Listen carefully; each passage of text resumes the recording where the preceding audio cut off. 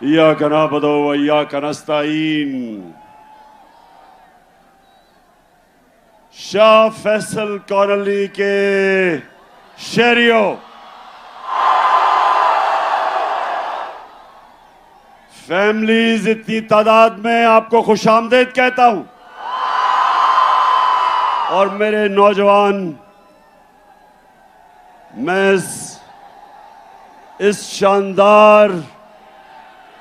शानदार इस्तकबाल का फिर से शुक्रिया अदा करता हूं।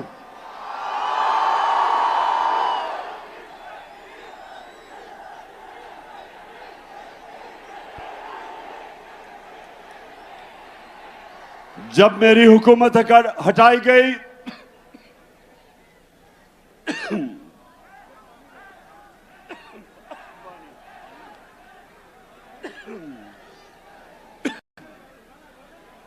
तब एक बैरूनी साजिश के तहत मेरी हुकूमत हटाई गई, तो जो दूसरा जलसा था वो मैं कराची करने आया, क्योंकि मुझे पता था कि इस मुल्क में सियासी तहरीकें हमेशा कराची से शुरू हुई।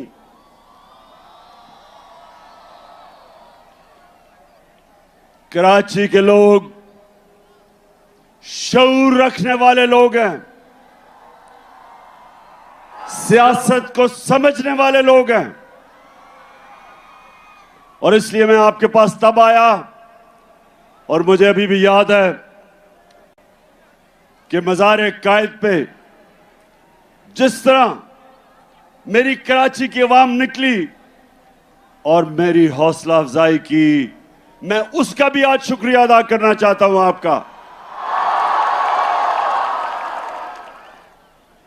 अब 2 बाई इलेक्शन है इतवार को,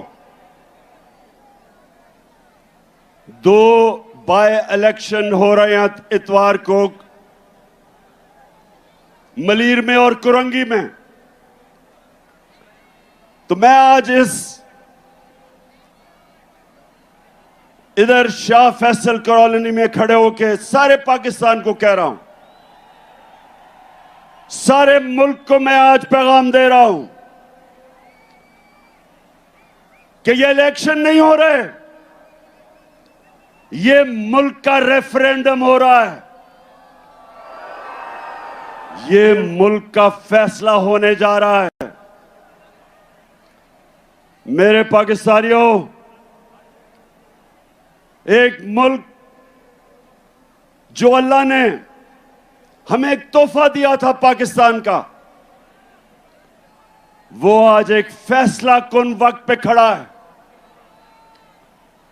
एक तरफ पाकिस्तान के बड़े बड़े डाकू जो 30 साल से इस मुल्क को लूट रहे हैं, चोरी करते हैं,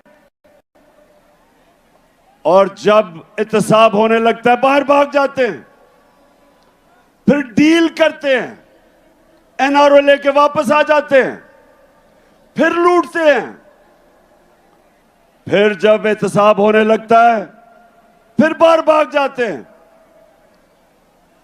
एनआरओ लेके वापस आते हैं। ये अमीर तरीन होते जा रहे हैं, कौम मकरूज होती जा रही है। जब से ये आए हैं 6 महीने में, और कराची के लोगों, आप शऊर रखने वाले लोगों, ये पाकिस्तान का फाइनेंशियल कैपिटल है। कराची ऊपर जाता है तो पाकिस्तान ऊपर जाता है।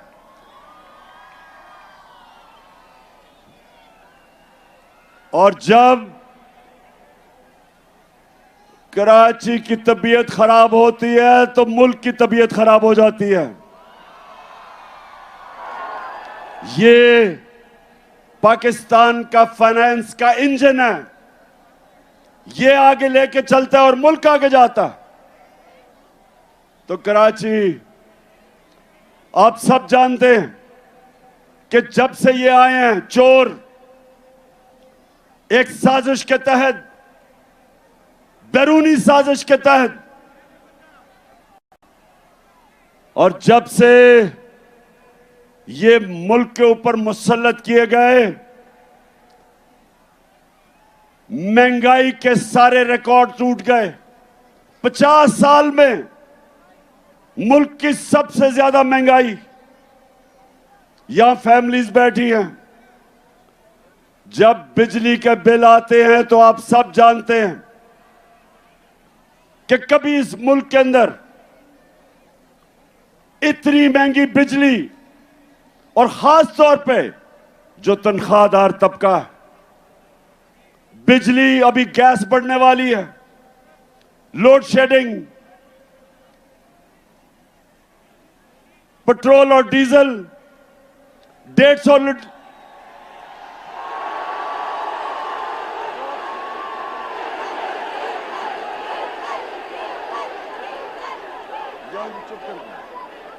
जब हम छोड़ के गए थे 6 महीने पहले, तकरीबन 150 रुपए का 1 लीटर पेट्रोल और 150 रुपए का डीजल। ठीक कह रहे हो, फजलुर रहमान भी 150 रुपए का था। और उसके बाद एक एक चीज महंगी। आटा 55 रुपए किलो पे छोड़ के गए थे, आज 100 रुपए से ऊपर है। तो क्या मुल्क में क़यामत आई कि महंगाई आसमानों पे, बेरोजगारी बढ़ रही? आज मैं फिर से कहता हूं, तनख्वाहदार तबकों के लिए, उनके पास तनख्वाहें नहीं बिल देने के लिए, और जबकि कौम गरीब हो रही, कौम मुश्किल में मकरूज, रुपया 30% रुपया गिरा है। मेरे कराची के लोगों, जब रुपया 30% गिरता है डॉलर के मुकाबले में, तो आप ये समझें कि अगर आप बैंक में आपका 100 रुपया पड़ा था, उसकी सिर्फ 70 रुपया रह जाता है।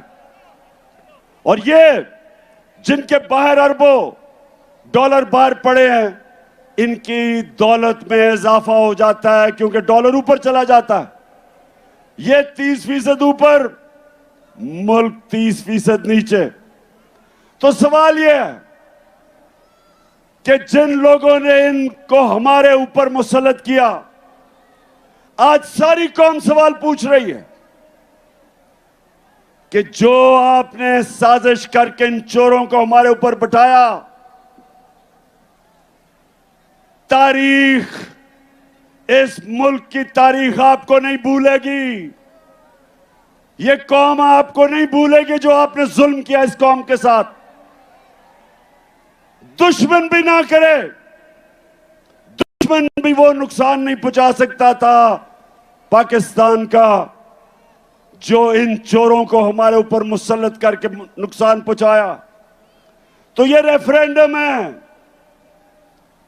परसों जो इलेक्शन है, 8 जगह मैं इलेक्शन इसलिए लड़ा हूं कि मैं अपनी कौम को बताना चाहता हूं कि हमने फैसला करना है।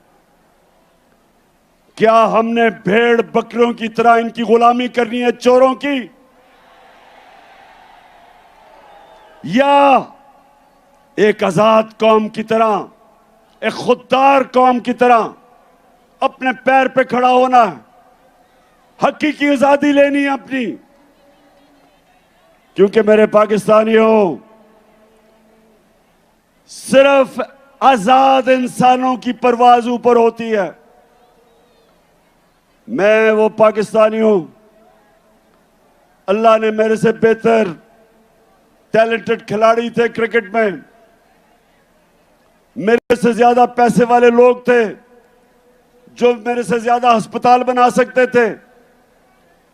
पॉलिटिक्स में मेरे से ऐसे लोग थे जिनकी खानदान पॉलिटिक्स में थे, मेरा तो कोई खानदान पॉलिटिक्स में नहीं था, लेकिन मेरे पाकिस्तानी औलाद ने कामयाबी मुझे इसलिए दी क्योंकि मैं एक आजाद इंसान हूं, मैं आजाद हूं, मैंने किसी की गुलामी नहीं की। मैं ला इलाहा इल्लल्लाह,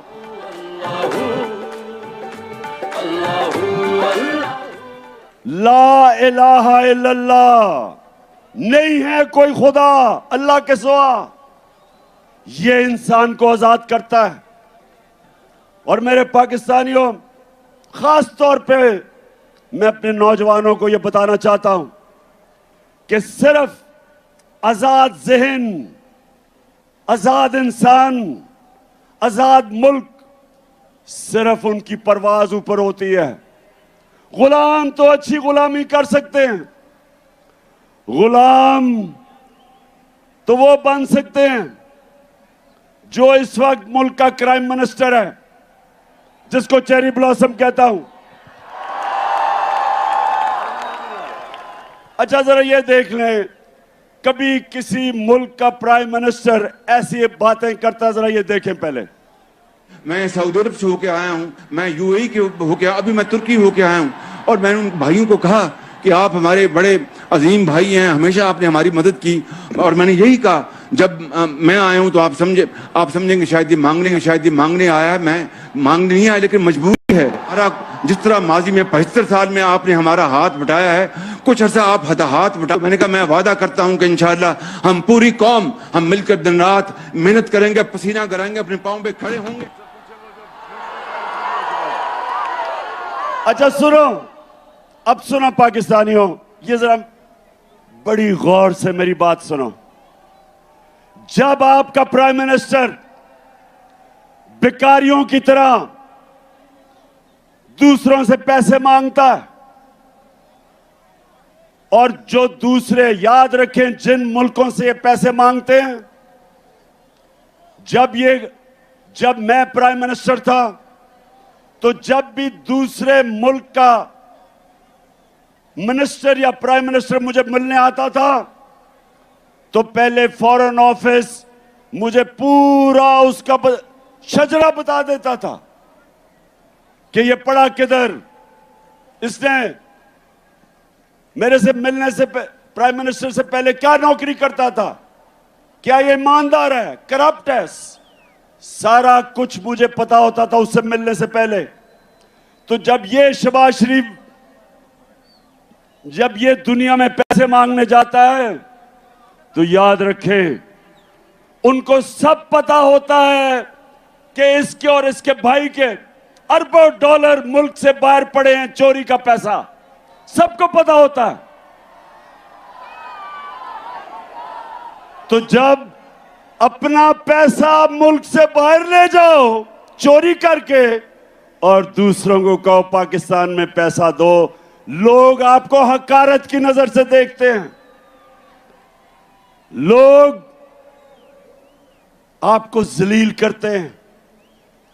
और जब मुल्क का प्राइम मिनिस्टर जलील होता है तो सारी कौम को शर्मिंदा करवाता है।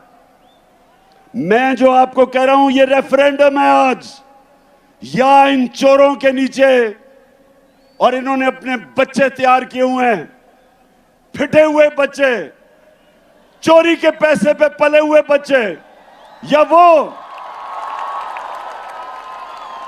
और या एक खुददार कौम जो एक अजीम नारे पे खड़ी हुई थी। अल्लाह से हमने खड़े हो के हमने वादा किया था कि अल्लाह तेरे सिवा कोई खुदा नहीं है, हम किसी के सामने नहीं झुकेंगे, हम एक खुददार कौम है। और ला इलाहा इल्लल्लाह इंसान को गैरत देता है, और जो कौमें ऊपर जाती हैं वो गैरतमंद होती हैं, वो मिलके कुर्बानियां देती हैं, वो भिखारियों की तरह भीख नहीं मांगती। अब जरा ये देखें, ये मैं जरा दिखाने लगा हूं कि अभी शहबाज शरीफ अमेरिका गया और ये इंटरव्यू दे रहा है। ये एक अमेरिका में टीवी को इंटरव्यू दे रहा है, जरा ये देखें क्या कहता है, फिर मैं उर्दू में बताऊंगा क्या कह रहा है. Unless we get substantial relief, how can the world expect from us to stand on our own feet? It is simply impossible, next to impossible.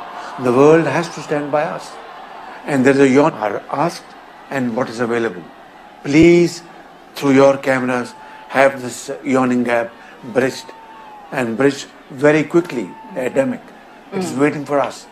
Please help us in कहता है उस एंकर को प्लीज हेल्प अस, और वो TV anchor है शहबाज शरीफ. गोरा रंग देख के सबके सामने हाथ फैला लेते हो. अब वो तो टीवी एंकर है, उसे कहता है प्लीज हेल्प अस, और वो किधर से पैसे दे तुम्हें. लेकिन जब अच्छा, एक और मैं आपको दिखाता हूं, क्योंकि कराची जरा आप एंजॉय भी करें ना. Thank you very much, General एक Secretary. मिनट. अच्छा, अब ये सुन ले, वो कराची जरा सुनो. यूनाइटेड नेशंस का सेक्रेटरी जनरल पाकिस्तान आता है, सलाब आए हुए होते हैं, वो खुद देखने आता है कि मैं कैसे पाकिस्तान की मदद कर सकूं. तो यूनाइटेड नेशन का सेक्रेटरी जनरल आता है. अब जरा ये तमाशा देखेंगे शहबाज शरीफ उसे करता क्या है. Thank you very much, General Secretary. And I assure you, whatever support we get from your institution and through your institution, I give you my word of honor, along with all these ladies and gentlemen sitting on this table, ministers, general officers, government officials, ladies and gentlemen, that every penny we get from you or from wherever, we will spend it most transparently and in the interest of the suffering humanity. Thank you. अच्छा जी, कराची. अब मैं तर्जमा बताता हूं इसने क्या कहा उसे. वो बेचारा और बड़ा ही अच्छा आदमी है, एंटोनियो गुटरेस, जो सेक्रेटरी जनरल है यूनाइटेड नेशंस का. वो आता है पाकिस्तान से हमदर्दी दिखाने. पहले तो ये उसका बाजू पकड़ लेता है, उसके बाद उसे कहता है ये जरा सुनो, और ये थोड़ी हमारे सब के लिए, मैं पाकिस्तानी होते हुए हम सब के लिए शर्मिंदगी है. उसे पता है क्या कहता है? उसे कहता है जो भी पैसा आप हमें देंगे, मैं आपसे वादा करता हूं वो हम चोरी नहीं करेंगे, हम ईमानदारी से खर्च करेंगे. अच्छा अभी, अच्छा जरा एक मिनट, उसके बाद वो नवाज का भी. अच्छा जरा नहीं, नवाज वाले. अच्छा ये जरा एक और आप देखें, हमारा प्राइम मिनिस्टर ये शहबाज शरीफ जाता है वो सदर पुतिन से मिलने, रूस वाले से. जरा आप ये जरा देखें कि उसके सामने ये जब मिलने जाता है तो क्या होता है. Some news from overseas. The Prime Minister of Pakistan met with Vladimir Putin, and it looked like he was really struggling with his translation headphones. Take a look at this.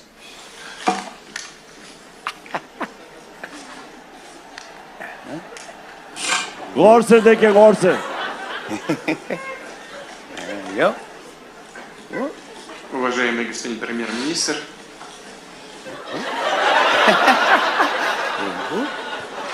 Hold on. can somebody help me? Yeah, it is. There you go. There you go. There we go. Уважаемый господин премьер-министр, идет перевод, все нормально?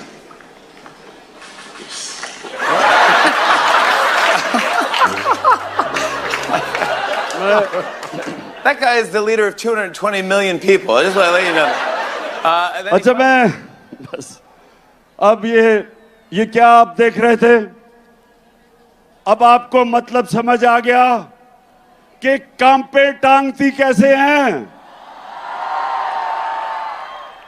Putin के सामने ऐसे बैठा है जैसे headmaster के सामने बेचारा school का बच्चा बैठा हुआ है.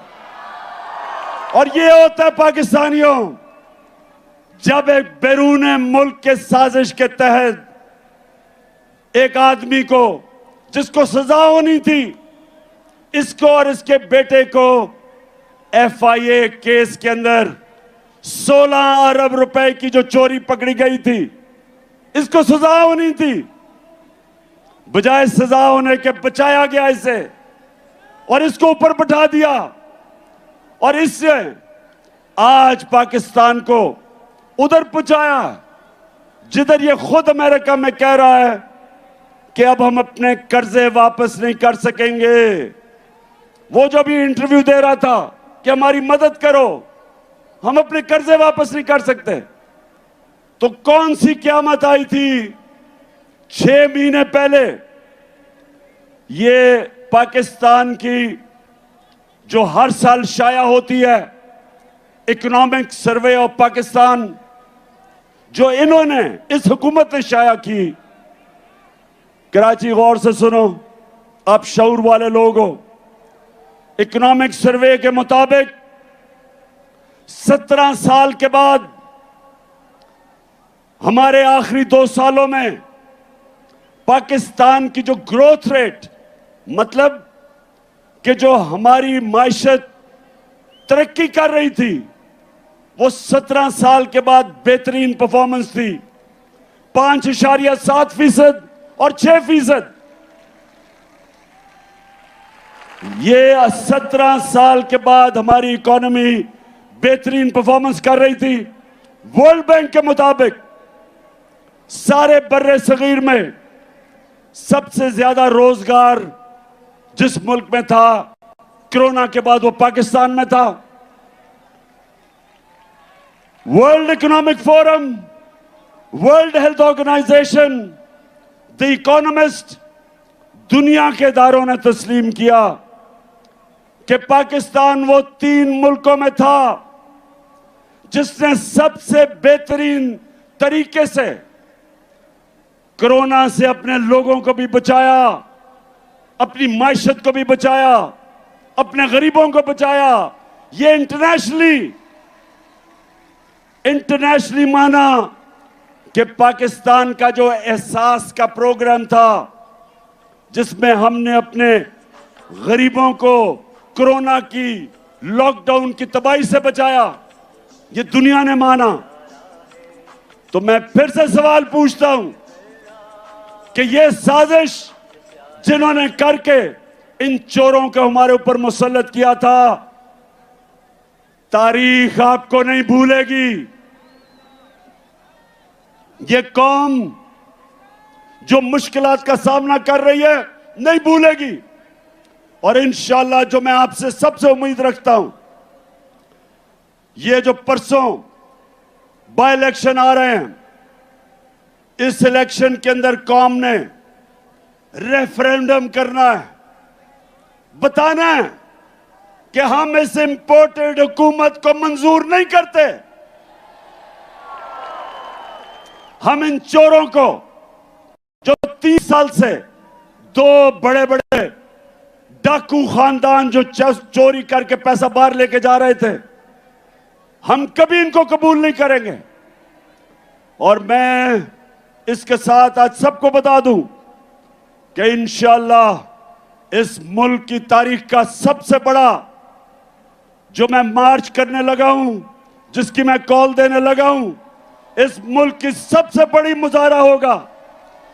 इस मुल्क की तारीख, अवाम का समुंदर निकलेगा हमारे साथ और सबको बताएगा, सारों को पैगाम देगा इस मुल्क में कि कौम किधर खड़ी है आज, कि कौम इसको सियासत नहीं समझ रही, हम अपनी हकीकी आजादी की जहाद समझ रहे हैं। और कराची, आप तो माशाल्लाह वो लोग हो जो हमेशा, जिस तरह मैंने शुरू में कहा, सारी सियासी तहरीकें जो शुरू होती थी हमेशा कराची से शुरू होती थी। और अब जो मैं, हमारे साथ ही बैठते थे MQM वाले, मैं MQM से पूछता हूं कि क्या अब आप खुश हैं जरदारी के साथ बैठ के? क्या वो आपके मसले हल कर दिए? क्या जरदारी ने कराची के मसले हल कर दिए? बताएं, कराची बताओ। हमारी हुकूमत थी, हमारी हुकूमत फेडरल गवर्नमेंट में थी, सिंध में हमारी हुकूमत नहीं थी। उसके बावजूद हमने कराची सर्कुलर रेलवे का शुरू किया, एक्निक से पास किया। हमने ग्रीन लाइन शुरू की, बस सर्विस। और जो सबसे बड़ा कराची का मसला है पानी का, K4 जो 15 साल से रुका हुआ था, वो हमने शुरू किया ताकि कराची के लोगों को पानी मिले। तो कराची इंशाल्लाह जो मुझे नजर आ रहा है, 26 साल से मैं जद्दोजहद कर रहा हूं, मुझे पहली दफा नजर आ रहा है कि अंदरूने सिंध के लोग वो भी हकीकी आजादी के लिए तैयार बैठे हैं। अंदरूने सिंध के लोग तैयार हो जाओ। मैं ये मार्च से फारिग हो लूं, मेरा फिर पूरा रुख अंदरूने सिंध पे है और फिर कराची भी आऊंगा।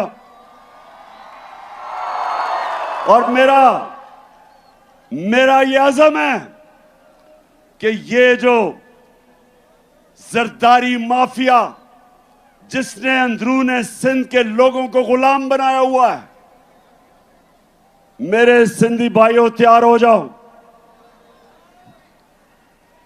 इंशाल्लाह मैं जब तक सिंध में अब दौरा करूंगा, एक एक डिस्ट्रिक्ट में जाऊंगा, अपने सिंध के लोगों को खड़ा करूंगा और ये अजाब, ये जो बीमारी लगी हुई है जरदारी की सिंध को, ये इंशाल्लाह इससे आजाद करेंगे। अच्छा, आप कराची, अभी मैं जरा एक दो और आपको वीडियोस दिखाना चाहता हूं। मैं जरा अब गौर से आपने वीडियो देखनी है। मैं इसलिए बार बार दिखाता हूं हर जलसे में क्योंकि अभी मरियम कहती कि ओहो मैं तो बेकसूर थी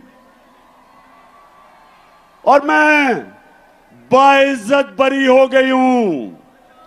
उधर इसहाक डार कहता है मैं बाइज्जत बरी हो गया हूं।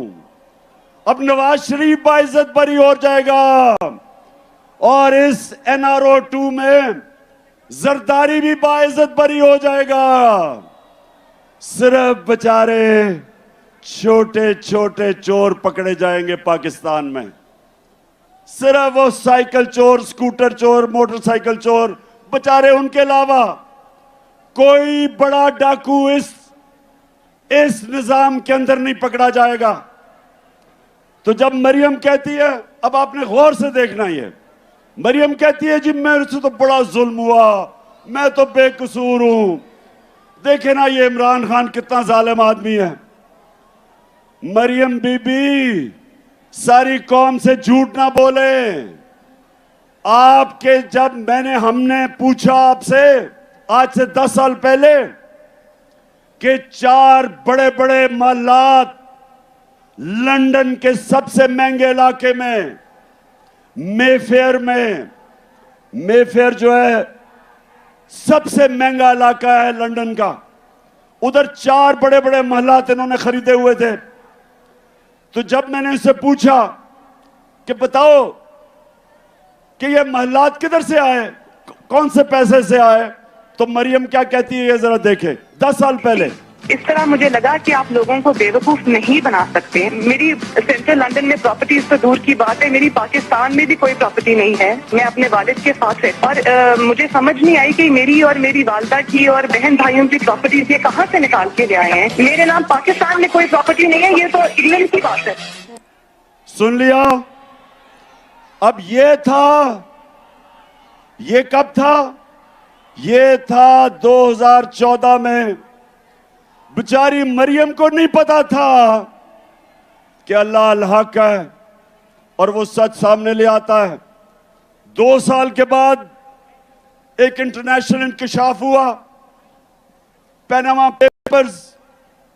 पैनामा में जो इन्होंने ऑफशोर कंपनीज लेके बड़े बड़े दुनिया के वजीरों ने, प्राइम मिनिस्टर ने छुपाए हुए थे अपने असासे। उसे नहीं पता था कि वो इंकशाफ हो जाएगा और वो एकदम इनका नाम आ जाएगा कि जी मरियम के नाम पे वो 4 बड़े बड़े महलात हैं। तो पहले कहती कि लंदन तो छोड़ो, पाकिस्तान में भी कोई प्रॉपर्टी नहीं है। अब जब इंकशाफ होता है तो मरियम का भाई हुसैन शरीफ क्या कहता है, सुने। मैं इस बात को तस्लीम करता हूँ कि अल्हम्दुलिल्लाह पाक लेन के ऊपर जो अपार्टमेंट्स हैं वो अल्हम्दुलिल्लाह हमारे हैं। मैं इस बात को तस्लीम करता हूँ कि उनको ऑफशोर कंपनीज नेस्कॉल लिमिटेड और नीलसन लिमिटेड जो है उनको ओन करती हैं। और मैं आपको ये भी अर्ज करता हूँ उनको होल्ड कर रही है इस वक्त मरियम नवाज शरीफ, मेरी हमशीरा जो है। ठीक है जी, ठीक है, सुन लिया सबने। कहती कोई प्रॉपर्टी नहीं है। भाई जब पकड़े गए तो उन्होंने कहा जनाब ये तो मेरी बहन मालिक है इन 4 बड़े बड़े फ्लैट्स की। तो जब ये पता चला कराची, फिर क्या हुआ? अब मरियम ने देखा कि अगर मरियम के पास तो पैसा ही नहीं था लेने के लिए, तो वो क्या कहती? अब वो अगर बाप का नाम लेती तो बाप के पास तो खुद उसने पैसा नहीं दिखाया, इसका मतलब चोरी का पैसा था। तो मरियम को बड़ा एक जबरदस्त आइडिया आया। उसने कहा हमारा दादा बहुत पैसे वाले था, अरबोपति था हमारा दादा।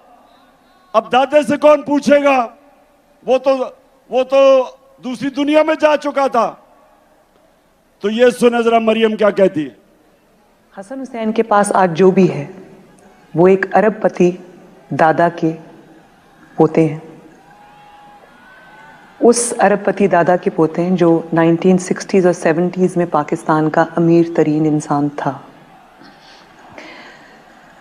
ये जो एसेट्स हैं, ये जो बिजनेस के लिए पैसा है, ये सारा दादा से डायरेक्टली बच्चों को ट्रांसफर हुआ। तो समझ गए, डायरेक्टली दादा ने बच्चों को पैसा दे दिया। दादा अरबपति था। अब कराची, अब दादा तो दुनिया में नहीं था, लेकिन वो दादा शहबाज शरीफ का बाप था। मरियम का दादा शहबाज शरीफ का बाप था। अब शहबाज शरीफ अपने बाप के मुतल्लिक क्या कह रहा है, ये सुने। मेरे खानदान को 22 खानदानों में शुमार नहीं होता था। मुझे इसके ऊपर बाइस फख्र है कि मेरे वालिद का ताल्लुक एक गरीब किसान के घराने से था, हिंदुस्तान से। वो तो कराची अल्लाह अल हक है, ये याद रखना। उसका वादा है कि सच सामने आएगा।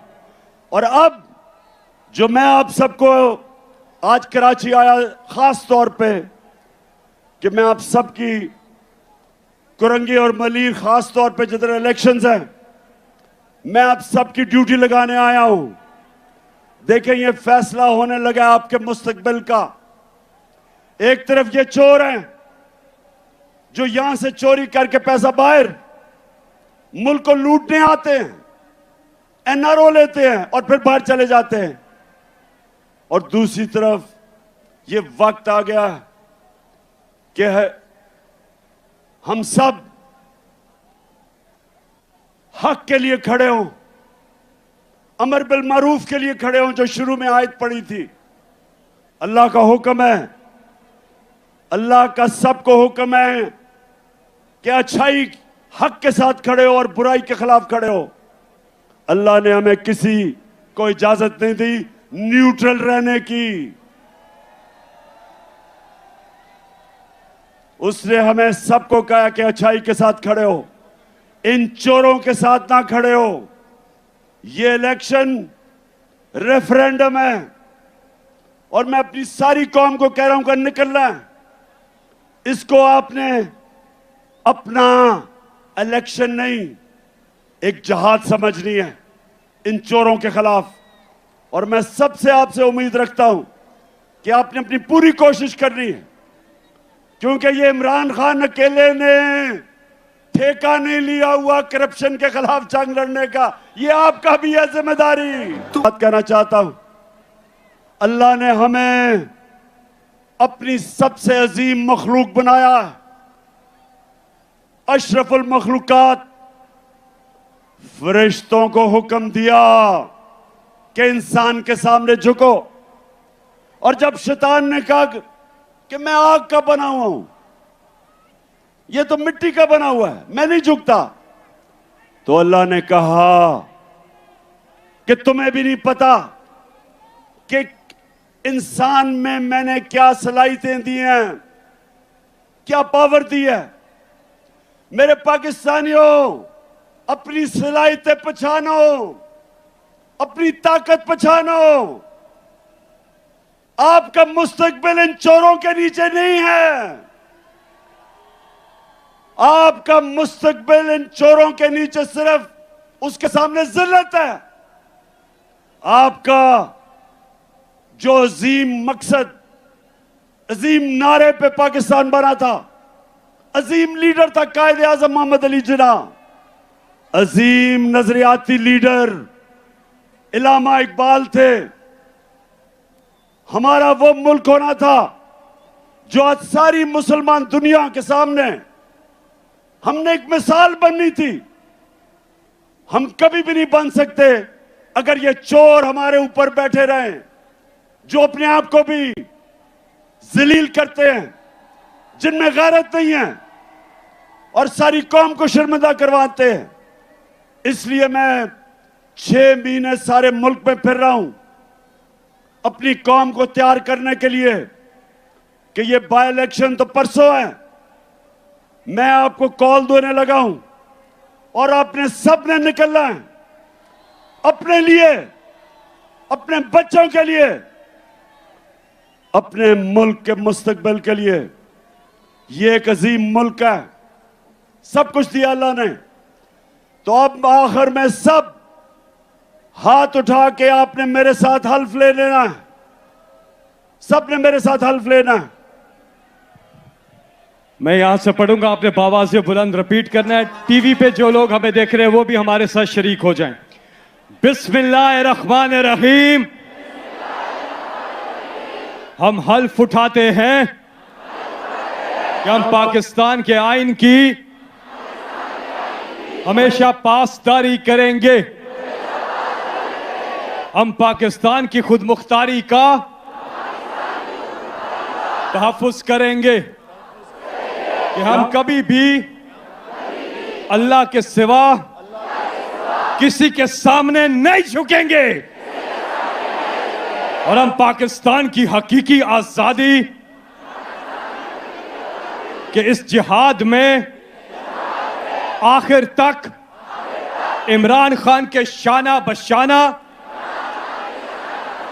जदोजहद करेंगे और हर किस्म की कुर्बानी के लिए तैयार रहेंगे। अल्लाह हम सबका हामी और नासिर हो। अल्लाह हम सबका हामी और नासिर हो, आमीन। कराची, आपका दिल से शुक्रिया।